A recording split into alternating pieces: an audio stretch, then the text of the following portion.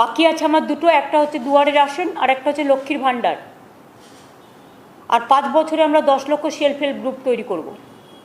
লক্ষ্মীর ভাণ্ডারটা 1 সেপ্টেম্বর থেকে আমরা প্রজেক্টটা বেনিফিট পেতে শুরু করবে, কিন্তু এর দরখাস্তগুলো তো নিতে হবে। তাই এটা যদি আপনারা একটু ভালো করে বলে দেন।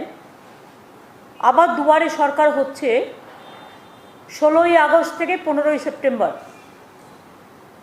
দুয়ারে সরকার যেখানে হবে সেখানে মা বোনেরা তাদের অ্যাপ্লিকেশনগুলো জমা করবেন।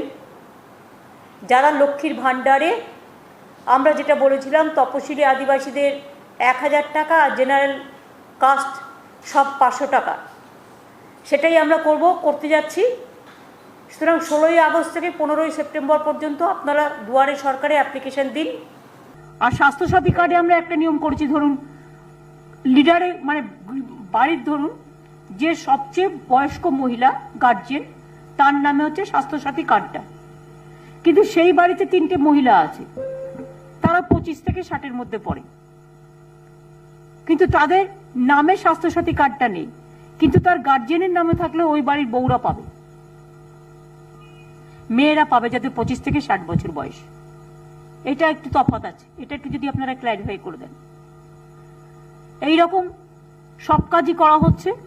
আমি সেই বলছি, যদি কেউ ধরো 20 অক্টোবর করলো কার্ডটা, কিন্তু পাবে 1 সেপ্টেম্বর থেকে, মানে লক্ষ্মীর ভাণ্ডারের যে টাকাটা যে যখনই অ্যাপ্লাই করুক টাকাটা পাবে 1 সেপ্টেম্বর থেকে।